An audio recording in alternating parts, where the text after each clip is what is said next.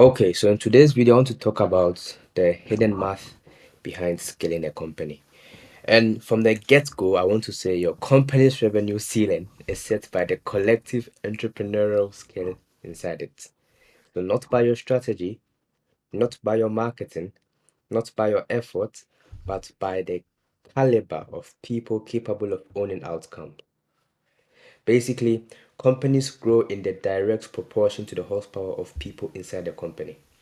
And I basically want to show this in this video because there's a common issue that founders get wrong.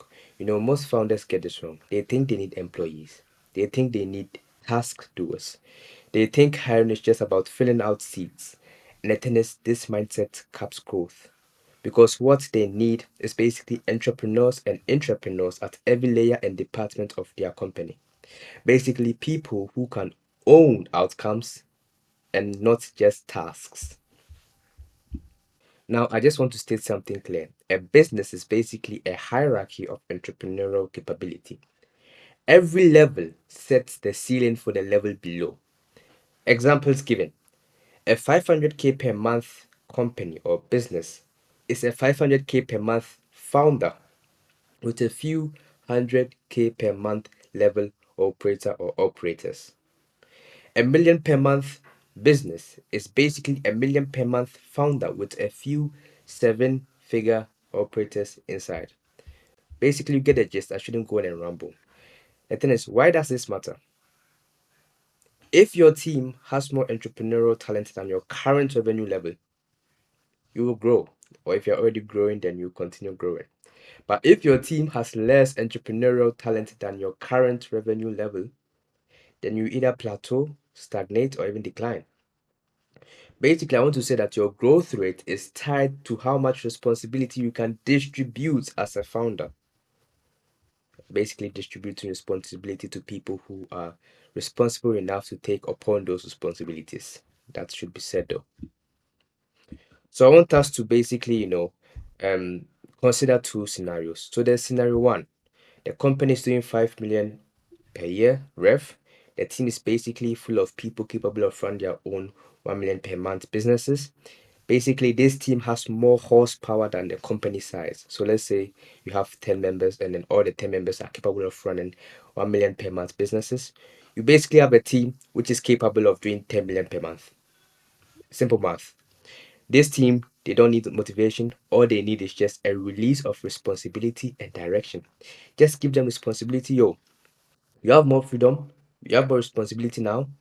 This is what you have to do, or this is what you can do. I want you to go in this direction because this is our vision. Let them free. Let them run. They'll fix everything. They'll do everything for you. Then there's scenario two. This one is actually doing 10 million per year, but then the people are not capable of even running 100k per year businesses. Basically, the total entrepreneurial capacity inside this team equals maybe 1 million per year. Now, what do you think that will happen?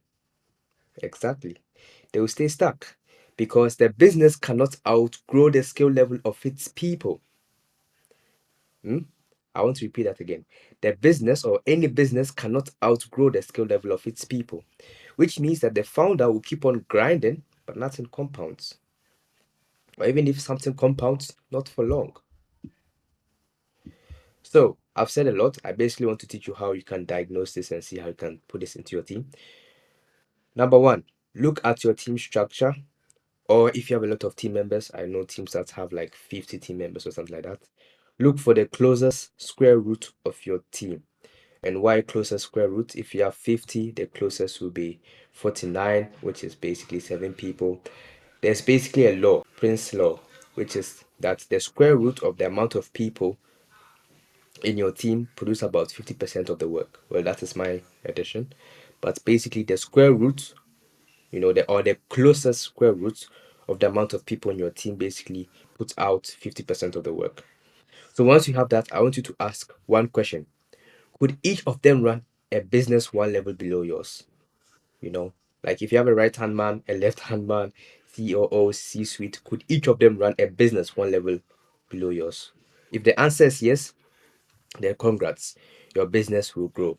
If the answer is no, then you will, or you are currently hitting a ceiling and basically you have to fix that, which I'll go over soon.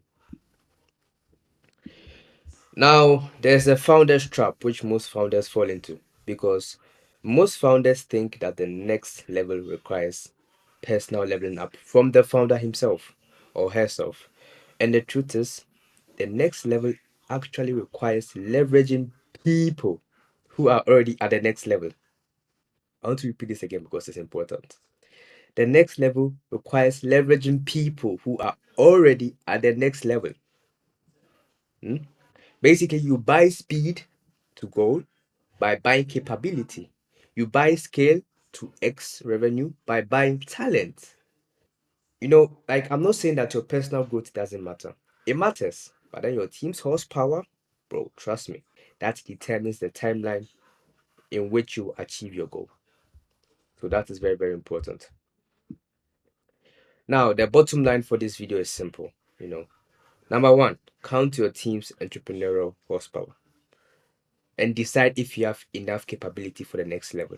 If not, start the hiring process because you need to hire. You can basically train the team to, come up to the level, but the thing is, if you want to scale from 10 mil to 100 mil and you've never done that before, then you cannot train them on how to scale to 100 mil because you yourself have not done that before. So that's that for this video. I hope you liked it. Leave a like and subscribe if you found this useful. If not, we see us in the next video. And yeah.